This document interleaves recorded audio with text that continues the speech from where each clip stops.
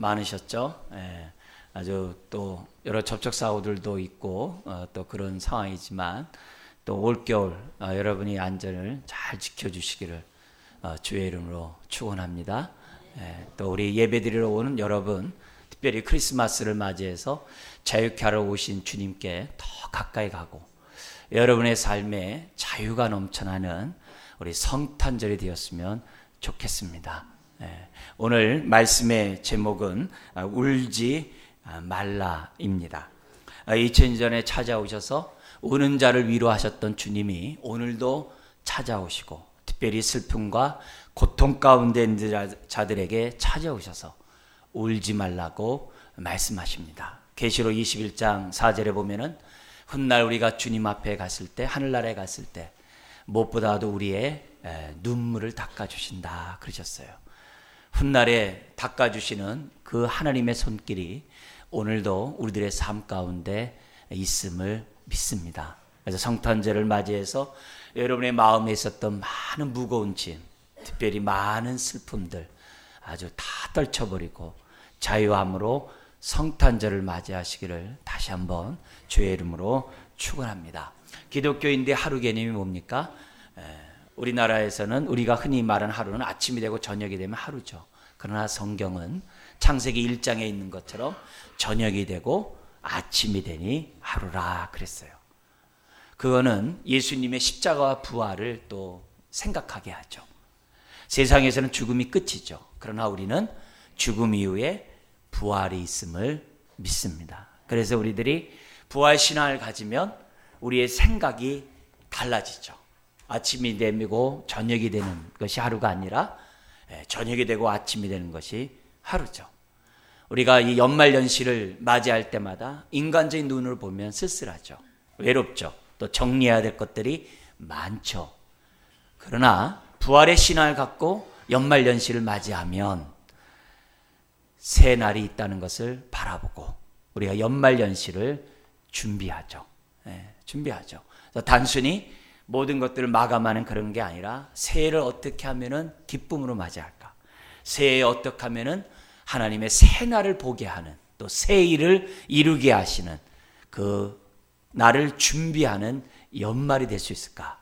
우리는 생각하면서 연말을 맞이하게 됩니다. 겉사람이 후패할수록 우리의 속사람이 날로 새로워지는 것이 부활신앙인 줄 믿습니다. 그래서 장례식에 가면은 사람은 죽지만 영혼은 살아있는 것을 경험해요. 장례식에 가면은 왠지 모르게 성도들의 영혼이 살아나고 땅에 대한 소망을 가졌던 사람들이 하늘의 소망을 갖고 정말 장례식에 가면 사람들이 참으로 신령한 사람들로 많이 은혜를 받는 것을 체험합니다. 그렇기 때문에 잠언에 있는 것처럼 여러분 장례식 집에 많이 찾아가시기를 주의 이름으로 축원합니다. 그곳에 하나님의 많은 위로가 있어요. 그래서 우리들이 정말 예수를 믿고 부활의 신앙을 가지면 생각이 다 바뀌어요. 절망 같은데 소망이 있고 정말 낙심 가운데 기쁨이 있고 이제는 끝났구나 하는데 거기서 생명의 역사가 나타나는 줄 믿습니다. 특별히 누가복음 7장은 정말 인간으로서 피할 수 없는 네 가지의 가장 큰 고통, 어려운 일, 그런 위기에 처했던 사람이 예수님을 만남으로 자유케 되고 행복을 찾은 그 이야기로 기록되어 있습니다. 그래서 우리들이 성탄절을 맞이하면서 우리 7장을 보면서 우리는 생각해야 되는 것은 하나님 이 사건이 과거의 사건이 아니라 오늘 나의 사건이 되게 하여 주옵소서. 이들이 하나님을 정말 하나님의 은혜를 경험했던 것처럼 주님 이들이 가졌던 그 은혜를 나도 누리게 하여 주옵소서. 특별히 이제는 내 인생 끝났고 또 앞일이 깜깜하고 어떻게 살아야 할지 모르는 그런 마음으로 예배 드리러 오셨다면 오늘 주님 만나시기를 주의 이름으로 축원합니다. 이들이 새날을 경험했듯이 저와 여러분 또한 새날을 경험하게 될 겁니다. 우리 다 같이 한번 11절 읽도록 하겠습니다. 그 후에 예수께서 나인이란 성으로 가실새 제자와 많은 무리가 동행하더니 그 후에 이 누가는 의도적으로 백부장의 종의 죽을 병을 고친 그 사건 그 다음에 이 사건을 기록해요. 그리고 다른 사복음서에 없어요. 누가복음에 있어요. 그냥 그 후에라는 말을 보면은 이 사건 다음에 연결됐다는 것을 우리가 알 수 있어요. 자, 근데 가버나움에서 나인성까지 거리가 어느 정도 되는지 압니까? 자료에 따라 약간 차이가 나지만 35km에서 45km 정도 된다고 그래요. 그러니까 한 40km 생각하면 되겠죠? 그러면 건강한 사람이 1시간에 4, 5km 걷는다고 한다면 얼마나 걸어야 되는 거예요? 8시간은 걸어야 돼요. 아침 일찍이 출발하면 어떻게 돼요? 해질녘이 된다는 것을 우리들은 상상할 수 있어요. 그러니까 다음 날이 되자 우리 주님은 나인성을 향하여 이렇게 가셨습니다. 그러니까 8시간에 되는 하루끼나 되는 그 길을 갔어요. 혼자 가셨습니까? 아니죠. 11절에 보니까는 제자들과 많은 무리가 동행했다 그래요. 그러면 그 동행의 그 시간은 아마 그 걸리는 시간은 더 많이 늘어났을 거예요. 왜냐하면 빨리 속보로 이렇게 막 걸을 수 있는 상황이 아니잖아요. 자, 근데 한번 좀 생각해 보세요. 주님과 그렇게 8시간을 걷는, 하루 종일 걷는 그 길의 사람들의 모습을 한번 상상을 해보세요. 그리고 여러분들이 그 주님의 그 길에 여러분이 같이 동행한다고 생각하면서 한번 생각해 보십시오. 여러분, 예수님이 지금 예수님과 함께 걷는다고 한다면 여러분 가만히 걷겠습니까? 그럴 사람 아무도 없겠죠. 조금이라도 주님과 곁에 가려고 막 끼어들겠죠. 그죠? 그리고 또 어떻게 해야 돼요? 궁금하고 여러 가지 또 의문나는 거 그런 거 물어보겠죠. 그래서 많은 걸 얘기하겠죠. 심지어는 뭐 어떤 얘기도 하겠어요? 아, 주님, 내가 지금 이런 문제가 있어요. 이런 고통이 있어요. 이런 아픔이 있어요. 이런 슬픔이 있어요. 이 문제 어떻게 해결해야 되나요? 우리 집안에 이런 일이 있어요. 우리 친척에 이런 일이 있어요. 우리 동네에 이런 어려운 일들이 있어요. 주님, 어떻게 해야 되나요? 도대체 하나님의 뜻은 뭘까? 아마 하루 종일 조작을 했을 거예요.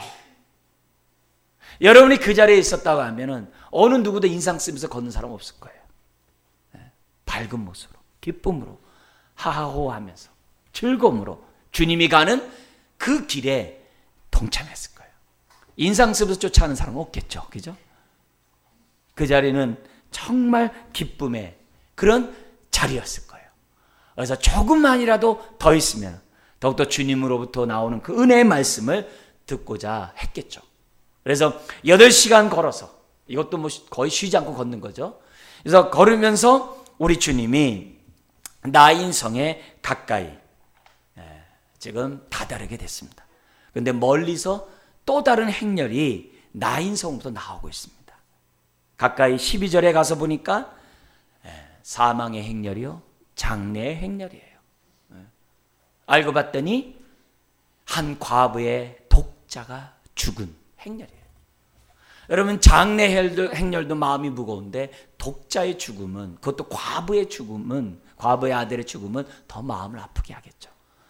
예수님을 따르던 많은 행렬들이 막 이렇게 왁작지껄하면서 떠들고 기쁨으로 막 하다가 장래 행렬 보는 순간에 숙연해졌을 거예요. 그리고 그들이 지나가도록 한쪽 길로 이렇게 비껴섰을 수도 있겠죠. 장래 그 무거운 그 행렬 앞에 어떻게 보면은 이 웃는 이 행렬도 멈출 수 있었겠죠. 그런데 이 장래 행렬이 독특한 것은 과부의 아들이 죽었는데 많은 사람이 12절에 동참했다 그래요. 그 당시 시대의 과부는 약자예요. 어느 누구에게 관심을 받을 수 없는 대상이에요.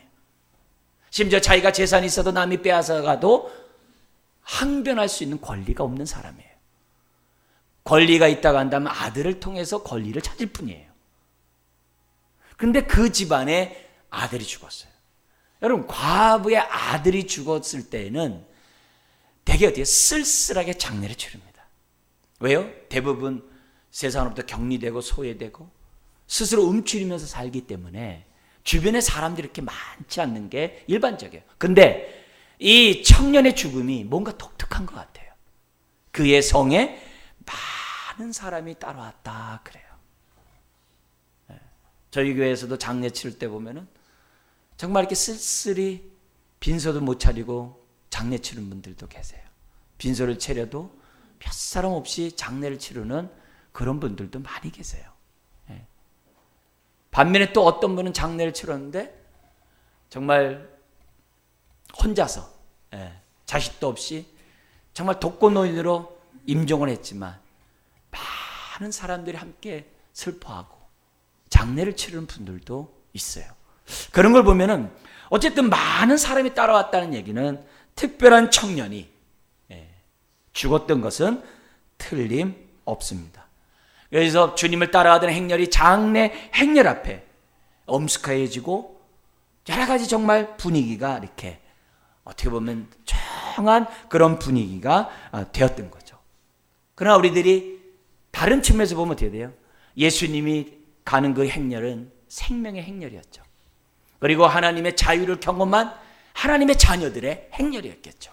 기쁨의 행렬이고 정말 복된 행렬이었겠죠. 그런 반면에 죽음의 행렬, 사망의 행렬, 슬픔의 행렬, 우울한 그런 행렬이 딱 마주치게 돼요. 일시적으로 사람들이 조용했는지 모르지만 우리가 지난번에 나병 환자의 치유 사건을 통해 뭘 배웠습니까? 문둥병 환자를 치유하는 사건을 통해 뭘 배웠어요?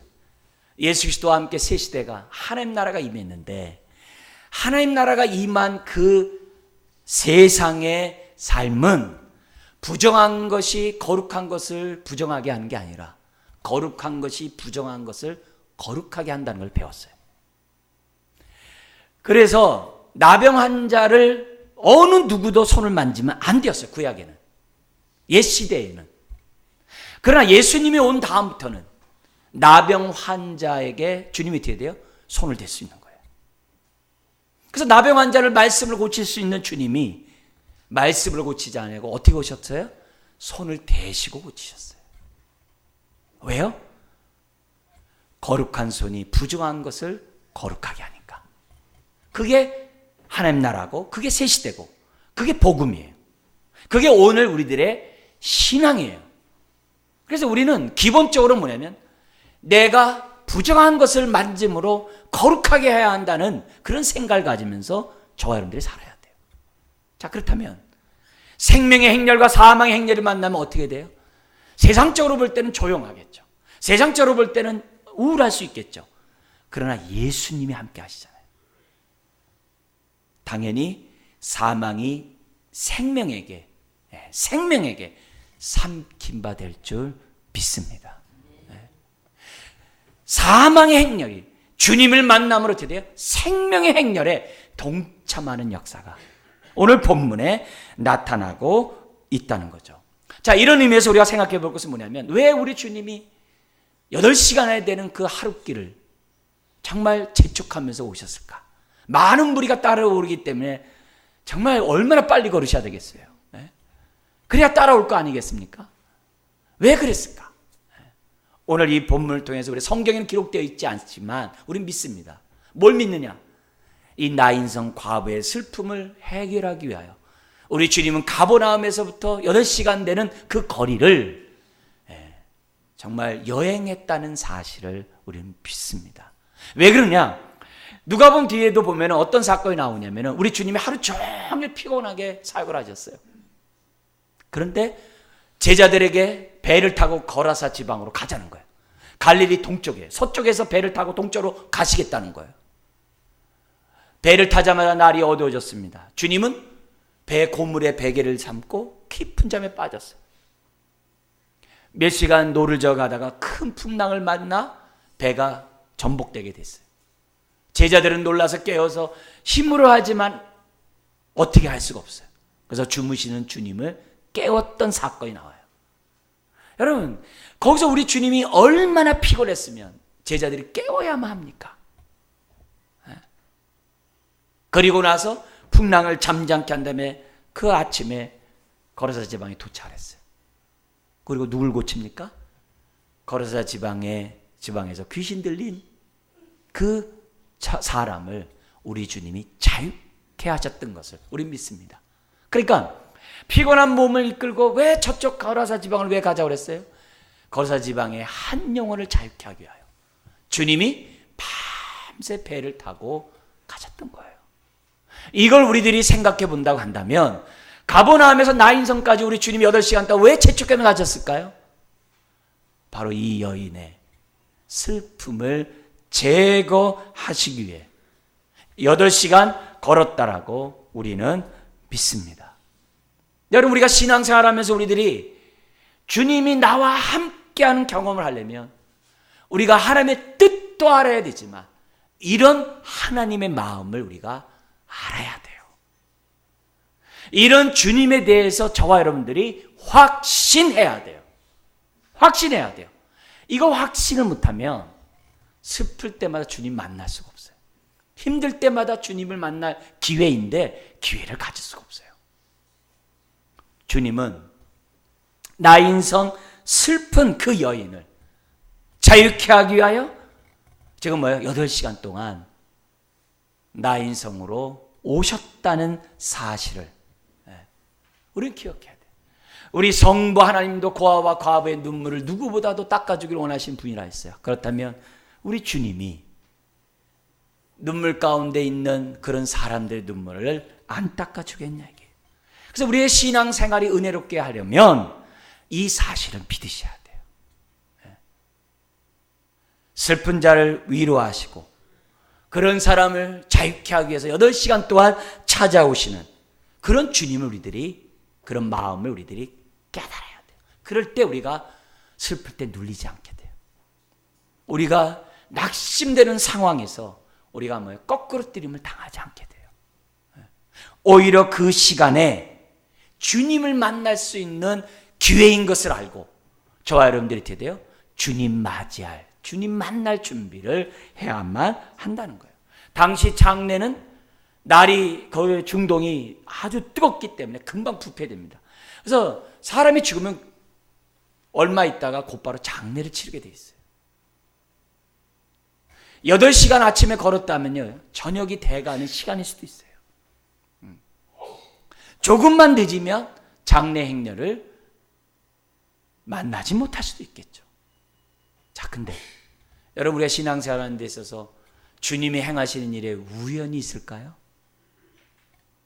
여러분, 우리의 삶에도 우연이 없거늘 주님이 행하시는 그 일에 우연이 있을까요? 없죠.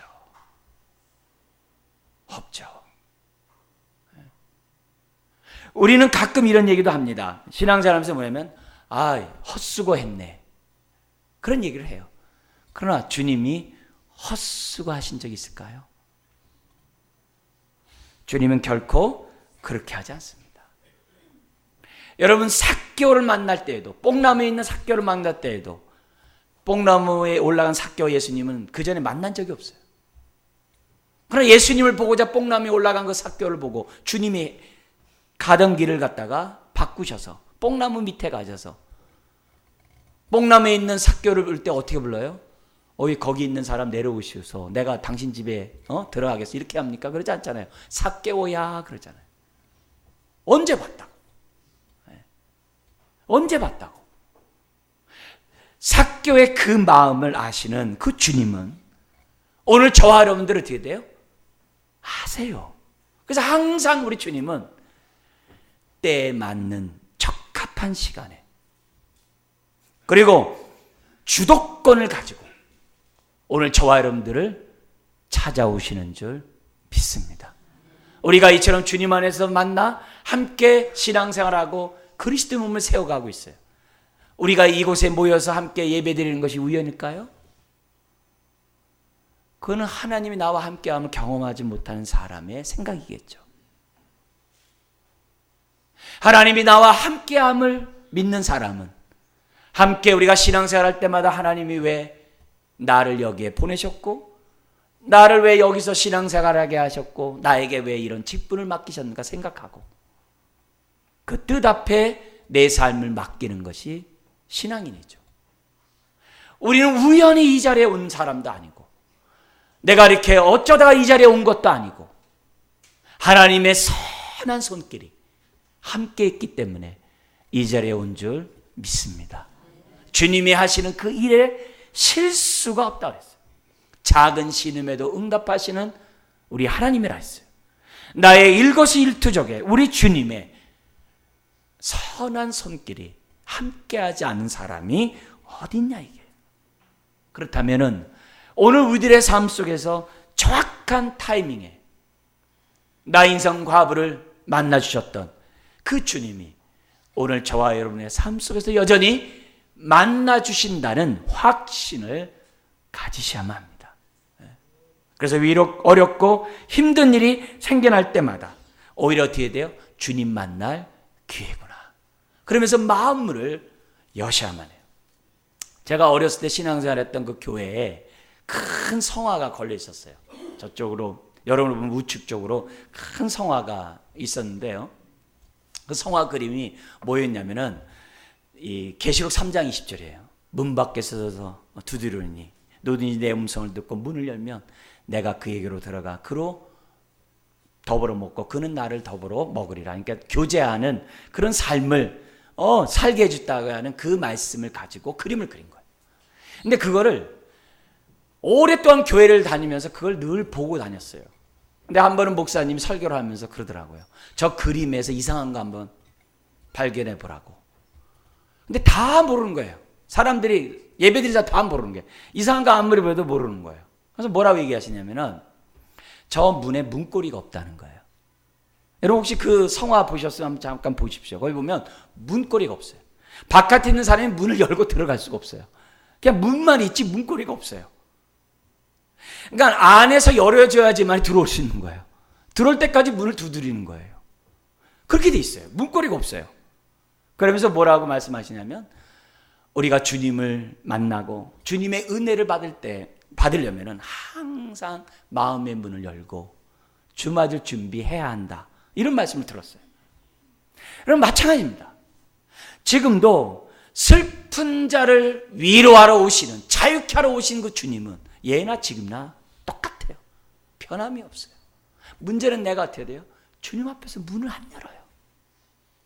내가 슬픔에 그냥 빠지고 내가 여러 가지 고통 앞에 그냥 우겨싸이고 나의 괴로운 문제 앞에 스스로 어떻게 돼요? 움츠리며 사람이 산다. 주님이 나와 함께함에도 불구하고 요청을 안 해요. 하다못해 풍랑에 이는 제자들처럼 좀 신경질 내서라도 주무시는 주님을 깨우시기 바라요. 네? 그게 아니라 우리 주님은 항상 나와 함께함을 저와 여러분들이 잊어서는 안 돼요. 잊어서는 안 돼요. 그래서 오히려 힘들 때마다 주님을 만날 기회구나. 마음을 활짝 열어놓고 나와 함께 하시는 주님을 만나게 하여 주옵소서. 이런 마음으로 주님을 영접하시기를 주의 이름으로 축원합니다. 생명의 행렬과 사망의 행렬이 만났을 때 많은 사람들은 숙연했겠죠. 주님을 따르던 많은 사람들은 가만히 있었겠죠. 그런데 우리 주님이 그 장래 행렬 가운데 유독 특별히 한 사람을 주목합니다. 많은 무리도 아닙니다. 시신을 갖고 있는 관도 아닙니다. 울고 있는 한 과부를 보셨습니다. 그리고 아무 말도 아니하시고 그 불쌍한 과부를 향해 뭐라고 말씀하세요? 13절에 울지 말라. 그리고 관에 가까이 가셔서 그 관에 손을 댑니다. 여러분 관에 손을 대면 부정해지는 거잖아요. 근데 주님은 아니죠. 거룩한 손이 그 부정한 관을 손을 댑니다. 그죠? 구약의 제사장들은 시신 만지지도 않았어요. 왜? 예배에 드려야 되기 때문에. 그러나 주님은 관을 시신에 손을 대는 겁니다. 그러면서 말씀합니다. 청년아 내게 말하노니 일어나라. 네. 그러자 순식간에 어떻게 돼요? 청년이 일어나가지고 말도 하고 예수님은 그 청년을 어머니에게 돌렸다. 그러니까 과부, 그 울고 있는 과부에게 울지 말라, 청년아 일어나라 라는 그 말은요 순식간이에요. 여러분 우리같이 능력이 없고 부족하고 이런 사람은 병 고쳐달라고 기도하기 위해서 얼마나 몸부림칩니까? 얼마나 하나님 앞에 부르짖고 또 부르짖고 또 부르짖습니까? 그러나 예수님은 생명의 주님이니까 요란하게 할 필요가 없어요. 우리가 세상에 말하는 것처럼 푸닥거리는 거 할 필요 없어요. 그냥 일어나라 하면 일어나는 거예요. 왜? 생명의 주님이시니까. 생명의 주님이시니까. 여러분 우리가 믿는 주님은 능력만 갖고 계신 분이 아니라 여기 과부에 대해서 불쌍히 여기시는 분이에요. 여러분 또 불쌍히만 여기시는 분이 아니라 고칠 능력이 있는 주님이세요. 그런 주님이 오늘 우리들이 믿고 있는 주님이에요. 그리고 앞에서 백부장의 조홍의 병을 죽을 병을 고치셨던 주님이 똑같은 방식으로 말합니다. 청년아 내가 네게 말하노니 일어나라. 똑같이 말씀으로 살리세요. 그래서 우리 기독교가 말씀의 종교라 그래요. 창세기 1장이 뭐예요? 하나님이 말씀하심에 그대로 되었느니라. 그게 창세기 1장의 창조의 역사잖아요. 기록이잖아요. 하나님이 말씀하심에 그대로 되었더라. 우리의 신앙이 말씀의 신앙으로 서야 돼요. 하나님이 성경을 이렇게 기록해 놓으셨어요. 왜요? 이 성경에 기록한 이 말씀이 그냥 죽은 말씀이 돼서는 안 돼요. 믿음을 합하면 이 말씀이 살아있는 말씀이 될 줄 믿습니다. 그래서 말씀을 듣거나 말씀을 읽거나 묵상할 때마다 믿음으로 말씀을 대하셔야 돼요. 그래야 생명의 빛이 우리 심령에 들어오고 은혜를 받는 거고 치유의 역사가 나타나는 거죠. 주님이 우리들에게 요구하는 건 다른 거 없어요. 우리에게 하시는 그 말씀의 능력을 믿으라. 모든 성경은 하나님의 감동으로 하나님의 영감으로 기록됐다 그랬어요. 성경은 하나님의 영감으로 기록됐다 했어요. 교훈과 책망과 바르게 함과 의로 교육하기만 유익한 게 아니라 저와 여러분을 온전케 하고 저와 여러분들 하여 하나님의 일을 할 수 있는 능력을 주시는 것이 말씀이라고 했어요. 그래서 우리는 얘기할 때마다 성경에 이렇게 기록되어 있지 않습니까? 그렇기 때문에 우리는 믿어야 됩니다. 그러는 거예요. 왜? 이 말씀이 능력이 되니까. 능력이 되니까. 그게 중요한 거예요. 그래서 우리들이 신앙생활할 때마다 하나님이 기록된 말씀을 통하여 오늘도 우리들에게 말씀하세요. 슬픈 자에게 성경을 우리가 대하다 보면 울지 말라는 음성이 들리는 거예요. 낙심한 자에게 낙심하지 말라는 거예요. 고통 가운데 있는 자에게 그렇게 슬퍼하지 말라는 거예요. 앞일이 깜깜한 자에게도 똑같이 말해요. 내가 너와 함께 하지 않니? 불확실한 미래 때문에 두려워하지 말라고 주님이 말씀하시는 거예요.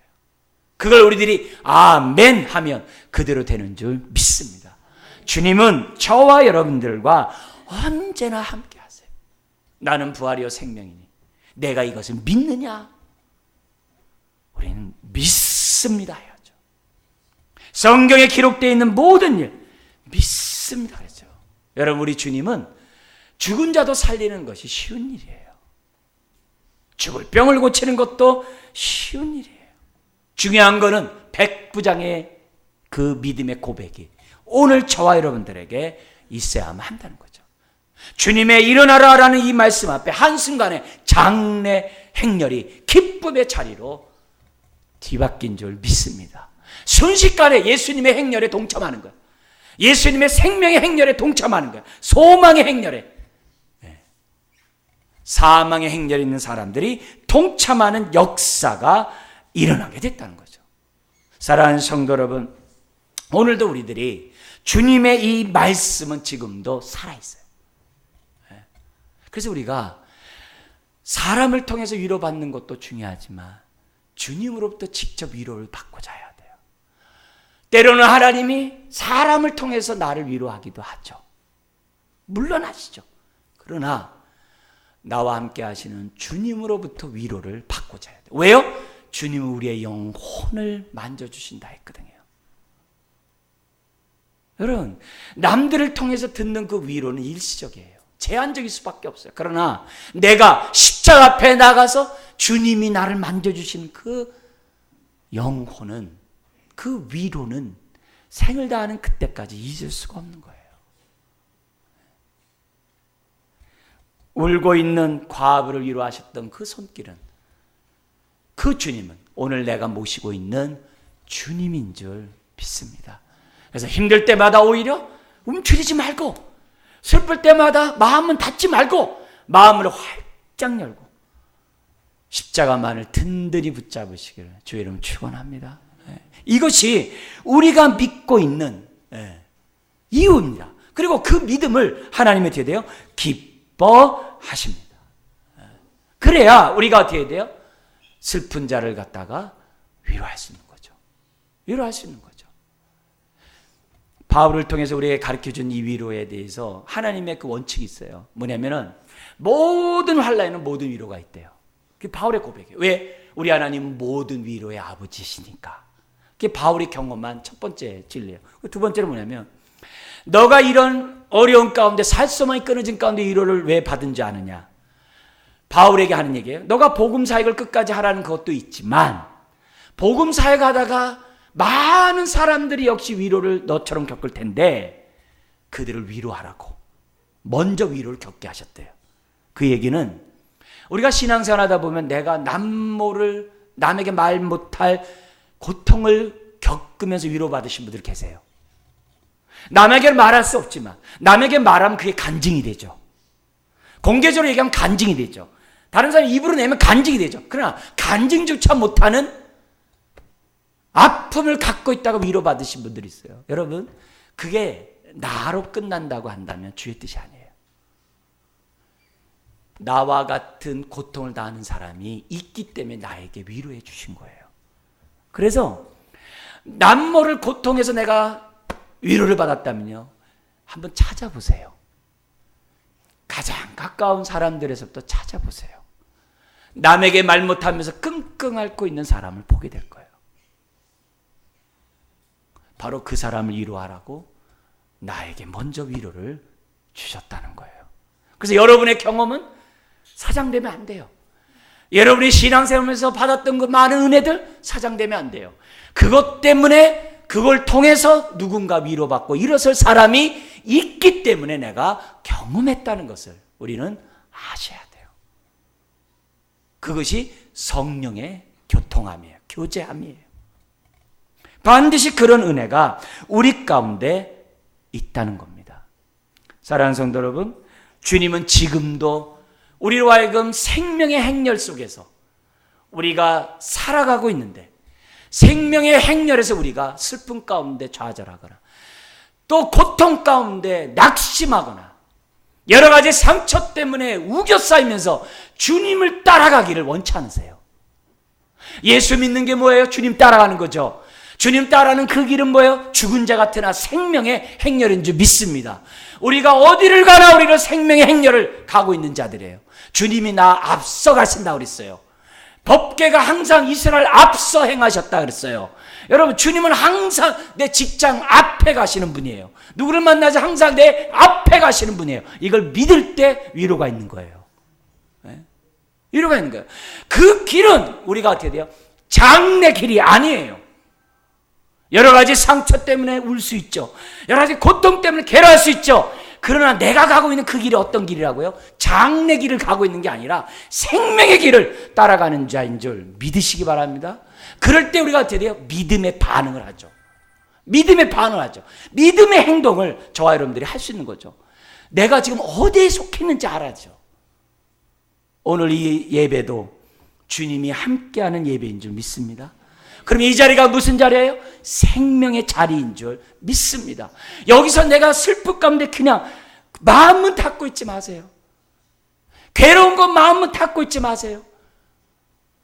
이 시간 주님 앞에 마음을 열고 나에게 이런 슬픔이 있습니다. 내 영혼을 만져주십시오. 나에게 이런 문제가 있습니다. 내 영혼을 만져주십시오.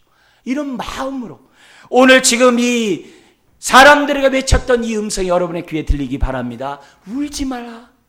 청년아, 내가 네게 말하노니 일어나라. 네. 우리는 계속 주님이 가신 그 생명의 길을, 좁은 길이지만 생명의 길을 우린 따라가는 자인 줄 믿습니다. 순식간에 장래 행렬이 기쁨으로 바뀌었습니다.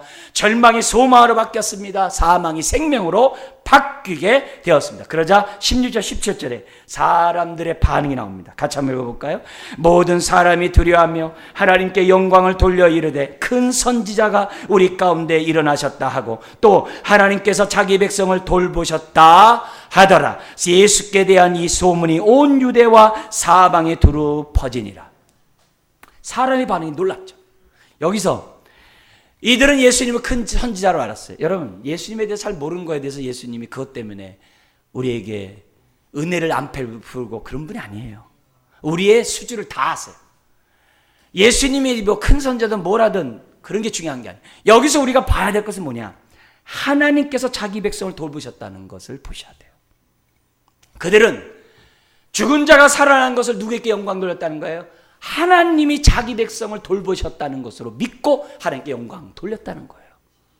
이게 뭐예요? 마리아의 창가에 나오잖아요. 예수님을 잉태해놓고 마리아의 그 창가에도 뭐예요? 하나님이 우리를 자기 백성을 돌보셨다 그랬어요. 이 주제는 지금도 똑같아요. 하나님은 자기 백성을 돌보시는 분인 줄 믿습니다. 성탄절이 뭐예요? 자기 백성을 돌본다는 증거예요. 오늘 우리가 성탄절을 앞두고 있어요. 뭘 기다려야 돼요? 하나님은 자기 백성을 돌본다는 것을 우리가 어떻게 해야 돼요? 기다리면서, 기대하면서 성탄절을 해야 돼요. 그리고 뭐예요? 제 이름을 기다려야죠. 왜? 자기 백성을 돌보셨더라. 여러분, 오늘 나의 문제를 꽁꽁 주님 앞에 나왔으면서도 마음을 닫고 슬퍼하지 마세요.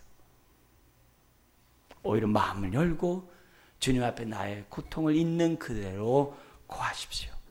자기 백성을 돌보신 그 손길이 오늘 이 시간 함께함을 믿습니다. 그러자 17절에 사람들이 이렇게 얘기합니다. 예수께 대한 이 소문이 온 유대와 사방에 두루 퍼진다. 우리 성경은 소문으로 번역을 했어요. 근데 이게 로고스란 단어예요. 로고스를 소문으로 왜 번역한지 모르겠어요. 이거 소문으로 번역하면 안 되는 단어예요. 로고스가 뭐예요? 말씀이에요. 그럼 이 말이 무슨 말이에요? 예수께 대한 말씀이 온 유대 사방에 두루 퍼지다. 이게 뭐예요? 뜬 소문 얘기한 게 아니라 이들이 경험한 생명의 예수를 전하는 증인으로서 말씀을 퍼뜨렸다 이 말이에요. 우리 찬송가 가운데 이런 거 있어요. 이것이 나의 간증이요 이것이 나의 찬송일세. 여러분, 이들이 두루 퍼지게 한 이 사건은 뭐예요? 소문이 아니라 말씀이었어요. 어떤 말씀이요? 생명의 말씀이었어요. 어떤 말씀이요? 자신이 체험한 말씀이었다는 거예요. 그의 이야기였다는 거예요. 우리가 전도하다 보면은 예수님을 갖다 제3자로 놓고 얘기할 때가 있어요. 예수 믿으면 좋다고 하더라. 예수 믿으면 이런 은혜도 있다고 하더라. 아니에요. 우리가 세례를 받을 때 왜 신앙 고백을 시킵니까? 바로 그것이 그 사람의 이야기이기 때문에 그래요. 바로 그것이 남을 살리는 말씀이기 때문에 그래요. 그래서 신앙 간증을 한 번 하면 어떻게 돼요? 다른 사람에게 자기 이야기를 할 수 있는 거예요. 내가 이렇게 주님을 만남으로 나의 인생이 이렇게 변했다라고 나의 이야기를 할 수 있는 거예요. 그게 간증이죠. 바로 그것이 뭐예요? 로고스예요. 그게 말씀이 퍼져나가는 은혜인 거예요. 여러분, 신앙생활하면서 확신 없이 우리가 살아간다고 한다면 무슨 위로를 받겠어요? 오늘 이 메시지 속에서 사망의 행렬했던 사람들이 예수님의 그 사건은 그의 이야기가 된 거예요. 자신의 이야기가 된 거예요. 그러니까 뭐예요? 구원의 역사가 나타나는 거고 능력이 나타난다는 거죠. 여러분, 예수님의 성탄절의 사건과 예수님의 구원의 사건은 루머가 아니에요. 소문이 아니에요. 그건 역사적인 사실인 것을 믿습니다. 지금 나와 함께 하시는 주님을 만남으로 우리가 소문을 전하는 게 아니라 나의 말씀, 경험한 말씀을 전하는 저와 여러분들이 되어야 될 줄 믿습니다. 주님은 능력만 있는 분이 아니라 뭣도 있다고요? 불쌍히 여기시는 그 두 가지를 다 갖고 계세요. 불쌍히 여기는 마음만이 아니라 능력 또한 갖고 계세요. 여러분, 이 나인성 과부는 백부장처럼 내 아들 살려달라고 주님께 기도하지도 않았어요. 알았어요. 주님을 알아보지도 못했어요. 근데 어떻게 돼요? 주님이 찾아가셔서 슬픈 자를 위로하고 생명을 주셨던 것을 기억하십시오. 그렇다면 우리가 이런 주님을 알고 우리가 기도하면 주님이 얼마나 우리의 기도를 더 잘 들어주시겠냐 이게. 구하지도 않아도 주시는 주님인데 구하는 자에게 하나님이 우리들에게 얼마나 응답을 주시겠나. 그래서 우리들 기도하면서 잊지 말아야 될 것은 이런 하나님, 이런 마음을 가진 주님을 믿고 아까 뭐 하자고요? 마음을 활짝 열고 내 영혼을 만져달라고 하나님 앞에 기도해야 돼요. 기도 응답이 안 된다고 포기하는 게 아니라 안 되면 안 될수록 모든 자를 위로하신 주님이 왜 이런 슬픔을 나에게 빨리 해결하지 않는가 생각하고 이것을 향한 하나님의 뜻을 물으면서 내 영혼을 만져주신 주님을 우리는 만나야 될 줄 믿습니다. 우리가 회개 때문에 응답이 늦어질 수 있는 것이고 하나님의 뜻을 더욱더 알도록 늦어질 수도 있는 거고 어떤 하나님의 선한 손길이 어쨌든 나와 함께함을 믿고 우리는 이 문제들을 해결해야 될 줄 믿습니다. 그리고 제발 말씀드립니다만 자격으로 하면 안 돼요. 그 당시 과부는 자격으로 말한다면 세상에서 볼 때 자격이 없는 자에 속한 사람이에요. 그 사람을 주님이 위로하시고 치유하셨다면 오늘 저와 여러분 가운데 예외되는 사람은 아무도 없어요. 청년에게 외쳤던 청년아 내가 내게 이르노니 말하노니 일어나라라는 이 음성이 오늘 저의 심령에 그리고 여러분 각자의 심령에 울려 퍼지는 빛이 되시기를 주의 이름으로 축원합니다. 기도하겠습니다. 하나님 아버지